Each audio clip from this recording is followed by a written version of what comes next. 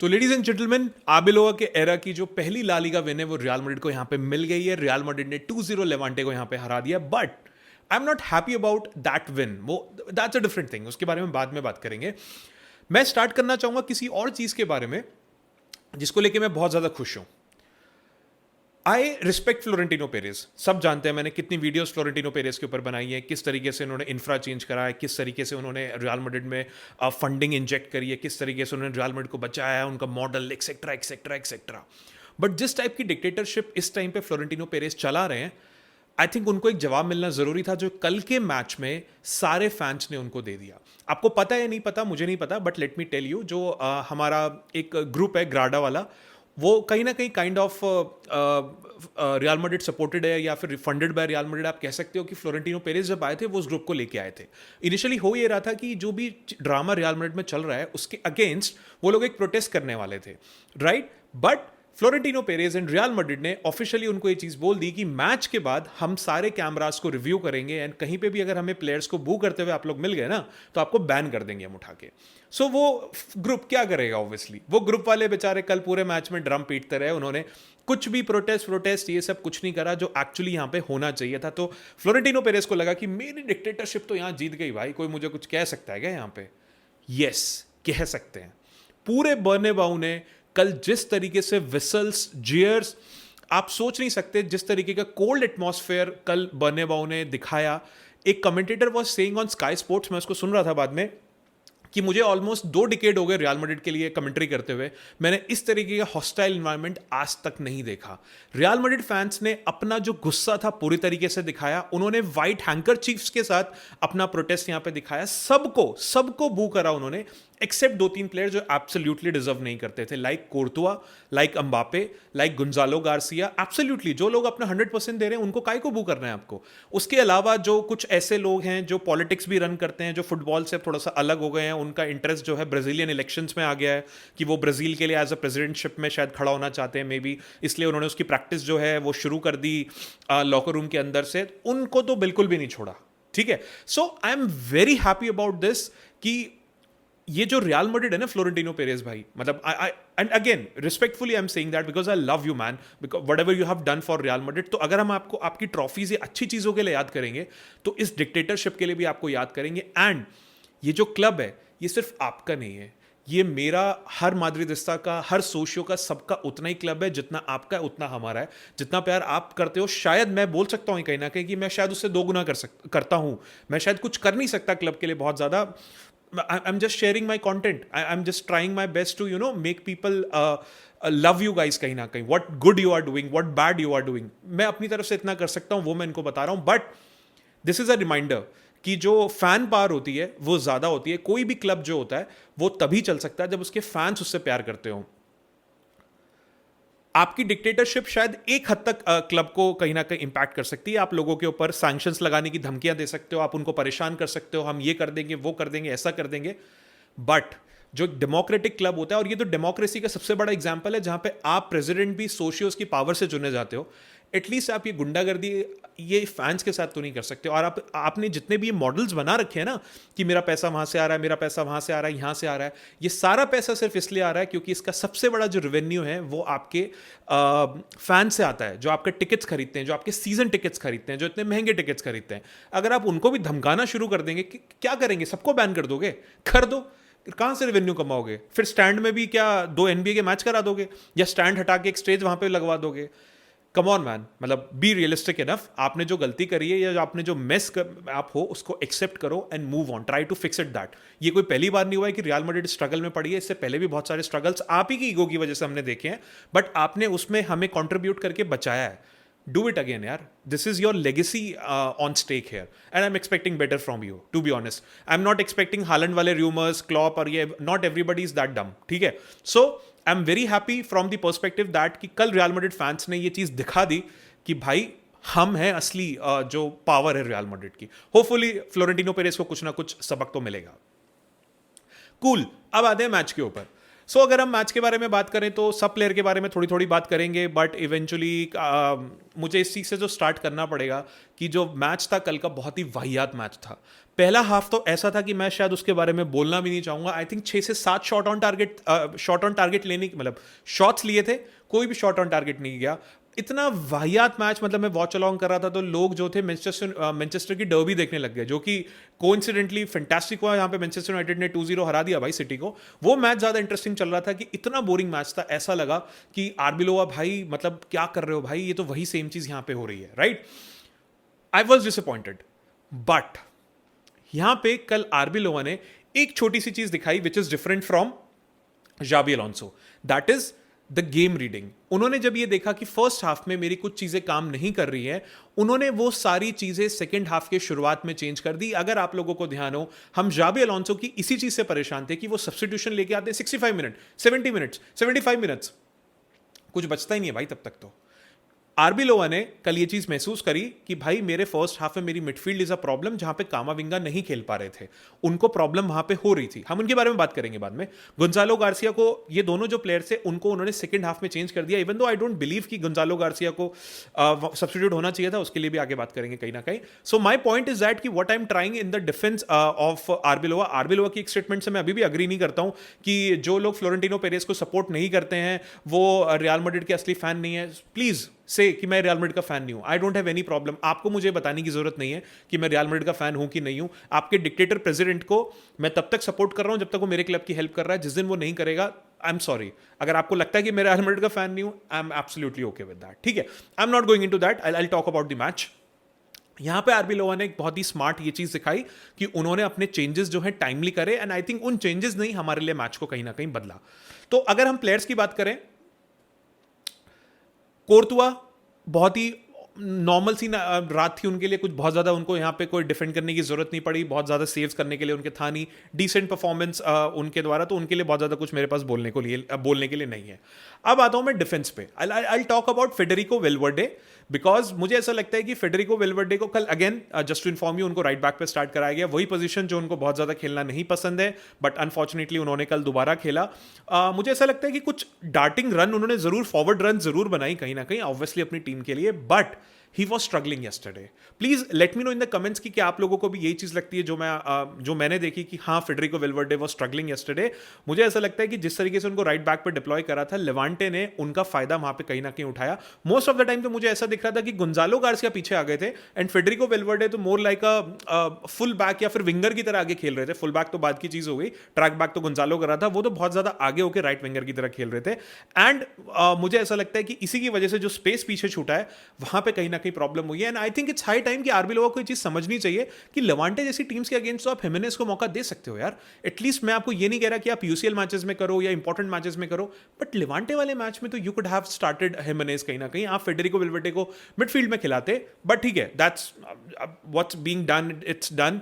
तो yesterday I felt कि possession भी लूज किया कहीं ना कहीं फेडरिको वेलवर्डे ने, डिफेंडिंग में भी वो स्ट्रगल कर रहे थे, कुछ जगह पे मुझे जो है उनकी परफॉर्मेंस लैक होती हुई दिखी। होपफुली शायद अभी थोड़ा रेस्ट मिलेगा, चीज़ें थोड़ी बेटर होंगी, अभी 1-2 दिन का गैप है, होपफुली मोनाको वाले मैच में वो हमें अच्छा करते हुए मिलेंगे।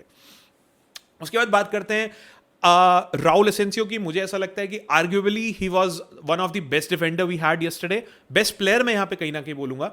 मुझे ऐसा लगता है कि उन्होंने बढ़िया से डिफेंडिंग करी, उन्होंने उसके अलावा पहले हाफ में जो एक थ्रेटनिंग चांस बना था वो भी उन्होंने बनाया था, उसके बाद सेकंड हाफ में गोल मार के उन्होंने हमें जितवा दिया। And just to tell you, वो टूटी हुई नाक के साथ ये मैच खेल रहे थे, आपने देखा होगा बैटमैन बन के खेल रहे थे। तो इस बंदे ने कल एटलीस्ट मुझे कुछ ऐसा नहीं दिखा मैं जहां पे बोलूं कि बहुत विजिबली ये चीज विजिबल थी कि इन्होंने किसी प्लेयर को जाने दे दिया या फिर इनकी तरफ से कोई अटैक बन गया या फिर इन्होंने जो है कोई मिसप्लेस पास कर दिया। मुझे ऐसा लगा कि कल जो राउल एसेंसियो थे उन्होंने कहीं भी कोई फुटिंग गलत नहीं रखी, एंड आर्ग्यूबली मेरे लिए Raul Asencio was the man of the match yesterday. अब बात करते हैं हमारे दूसरे defender, that is Dean Huijsen ji की। सीधी सीधी बात, कॉन्फिडेंस की अभी भी वही कमी है। जो बॉल है ऐसा लग रहा था कि उसको बॉम्ब की तरह ट्रीट कर रहे हैं, मतलब पैर कांप रहे हैं, अरे मैं कहाँ करूं क्या करूं, कोई प्रेशर नहीं है उनके ऊपर, कुछ नहीं है। मिसप्लेस पासिंग कहीं ना कहीं पोजीशन को लूज कर दे रहे हैं, कहीं ना कहीं मतलब ऐसा लग रहा है कि जीरो प्रेशर के अंदर बॉल को काइंड ऑफ भारी मार दिया। ऐसा लग रहा था कि कोई स्कूल का डिफेंडर जो है अपना पहला मैच आके खेल रहा है और उसके पैर यहाँ पे कांप रहे हैं। I still don't know what has happened with dean हाउसन। वो इंजरी के बाद से जब से डीन हाउसन वापस आया है वो डीन हाउसन है ही नहीं। मुझे ऐसा लगता है कि भाई को एक छोटे से ब्रेक की एक्चुअल जरूरत है। आरबी लोगों को मैं मतलब मुझे नहीं पता वो किस तरीके से मैनेज करेंगे। मे बी आप रूडिगर एंड एसेंसियो को स्टार्ट कराओ एंड थोड़ा थोड़ा कॉन्फिडेंस डीन हाउसन को देना शुरू करो, बिकॉज मुझे ऐसा लगता है कि ऐसे एनवायरमेंट में, ऐसे हॉस्टाइल एनवायरमेंट में मत उनको बू करवाओ यार। वो ऑलरेडी इंजर्ड है, आउट ऑफ फॉर्म है, स्पेन का कंटेंशन, इतनी 36 चीजें दिमाग में चल रही हैं। आई फील कि लास्ट के 30 मिनट्स खिला दो, 20 मिनट्स खिला दो, बट अनफॉर्चुनेटली कल के मैच में ऐसा नहीं था। एंड एक लेवल के बाद 61 मिनट के आसपास आरबी लोहा भी बहुत ज्यादा परेशान हो गए और उन्होंने उसको सब्स्टिट्यूट करके सिब्योस को कहीं ना कहीं यहाँ पे फील्ड पे डाल दिया। Again I feel a night to forget for Dean Huijsen. शायद अल्बासेटे के मैच के बाद मतलब मुझे नहीं लगता कि एक और कोई रात है उनके लिए यहाँ पे याद करने वाली। I was disappointed with dean हाउसन। Alvaro Carreras, अगर मैं अल्वारो करेरास की बात करूं तो मुझे ऐसा लगता है कि नॉट अ बेस्ट परफॉर्मेंस, ऐसा नहीं है कि बहुत ही फैंटास्टिक परफॉर्मेंस कर दी, it was a good performance from him. कहीं ना कहीं मुझे ऐसा लगता है कि tied in position for 90 minutes unlike his teammates. उनके टीममेट्स जो है जितना बवाल काट रहे थे कि पासिंग्स भी पूरी नहीं कर पा रहे थे, वो तो लेवांटे शायद कहीं ना कहीं गड़बड़ खेल रही थी, इसलिए बहुत ज्यादा चीजें पता नहीं लगी। But Alvaro Carreras was tidy enough कहीं ना कहीं। एंड मुझे ऐसा लगता है कि जो लेफ्ट फ्लैंक था उन्होंने कहीं ना कहीं पकड़ के रखा हुआ था। बहुत ज्यादा चांसेस हमें वहां से नहीं बनते हुए दिखे। आज मुझे बहुत ज्यादा ओवरलैप रन्स नहीं मिली उनकी एंड विनीसियस की। सो मे बी मुझे लगता है कि the idea was to defend only and I am absolutely okay. मेरे लिए फर्स्ट हाफ में अगर कोई बहुत बढ़िया, जो मैं एक दो प्लेयर के नाम ले सकता हूं, that is Gonzalo Garcia and Alvaro Carreras, वो अपनी ड्यूटी पूरी करते हैं। मुझे अभी भी ये बोलने में कोई शर्म नहीं है कि इस सीजन की जो सबसे बेस्ट साइनिंग हमारे पास आई है that is Alvaro Carreras. So again, for me, he was okay. He was good kind of thing, but not best or better वाली performance. उसके बाद बात करते हैं हमारे flop of the match, Eduardo कामाविंगा। मतलब मुझे ऐसा लगता है कि भाई 45 मिनट्स के बाद उनका सब्स्टिट्यूट होना बनता था। पासिंग नहीं कर पा रहे थे, प्रेसिंग नहीं कर पा रहे थे। मैं एंटी प्रेस प्लेयर्स को बोलता हूं, मुझे किसी भी एंगल से कल वो एंटी प्रेस प्लेयर नहीं लगा। I don't know what is happening with कामाविंगा। या तो वो एक दो मैच इतने जबरदस्त खेलेगा कि दुनिया भाई एकदम तालियां बजा देगी आपके लिए, और उसके बाद 4 मैच इतने खराब खेलेगा कि वो लोग बोलेंगे अरे क्यों रखा हुआ है, और 5वें मैच में इंजर्ड हो जाएंगे। ये जो इंजरीज का टोल है, ये एक बहुत ही फैंटास्टिक टैलेंट को कहीं ना कहीं परेशान कर रहा है। और मुझे ऐसा लगता है कि फ्रेंच टीम से भी उनका नाम जो है कहीं ना कहीं यहाँ पे बाहर हो चुका है। मतलब कभी साइडवेज पास कर रहे हो आप, एक प्रोग्रेसिव रन के लिए आपको खिलाया, कभी आप यहां पास कर दे रहे हो, कभी इसको पास दे रहे हो। जो इंपॉर्टेंट डूल हैं वो आपने सारे मिस कर दिए कहीं ना कहीं। एंड अटैक के साथ जो आपका काम है, बिल्कुल लिंकअप आपका फेल हो रहा है यहां पे। मतलब कुछ भी ऐसा नहीं था मैं जिसमें बोलूं कि यार ये तो पॉजिटिव था, ये कुछ भी पॉजिटिव नहीं था मुझे जो यहां पे दिखा। सो मुझे ऐसा लगता है कि आने वाले मैचेस में अगर, मुझे ऐसा लगता है कि वो अपनी जगह कहीं ना कहीं मिडफील्ड में खो चुके हैं। लेट्स सी अगर एक आधा मौका उनको और मिलता है तो उनकी जो प्लेस है वो कहीं ना कहीं काफी, जो उनकी इज्जत है काफी दांव पे यहाँ पे लगी होगी। अगर चुआमेनी की बात करें तो चुआमेनी जो है ऑलमोस्ट बहुत डीप बैठे हुए थे, कहीं ना कहीं टीम की कहीं ना कहीं हेल्प करने की कोशिश कर रहे थे। कई बार तो ऐसा लग रहा था कि मतलब उनको खुद को टचेस करने के मौके नहीं मिल रहे थे, क्योंकि या तो बॉल आगे चल रही है या डिफेंस में चल रही है। वो बहुत ज्यादा उनके पास कई बार बॉल थी भी नहीं बीच में। एक बहुत ही वियर्ड से चैलेंज के लिए उनको येलो कार्ड जरूर मिला था, एंड इसकी वजह से वो अगले ला लीगा मैच में सस्पेंड यहां पे हो चुके हैं। तो चलो एक आधा मैच का, पर अनफॉर्चुनेटली प्रॉब्लम ये है कि वो जो अगला मैच है वो विला रियल के साथ है, शायद जहां पे हमें उनकी जरूरत थी। But let's see, all over it was a okayish decent type match. कुछ बहुत ज्यादा हाइप करने के लिए इस मैच में उनके लिए है नहीं। उसके बाद बात करते हैं जूड बेलिंगम। मुझे ऐसा लगता है कि जो पहला हाफ डिजास्टर्स फर्स्ट हाफ था, उससे जूड बेलिंगम ने भी काफी चीजें सीखी, क्योंकि पूरी टीम ने कहीं ना कहीं सीखी। Full of give away and sloppy fowls. ऐसा लग रहा था कि भाई ये जूड बेलिंगम खेल ही नहीं रहा, कोई उनकी आत्मा आगे खेल रही है नीचे वर्जन की।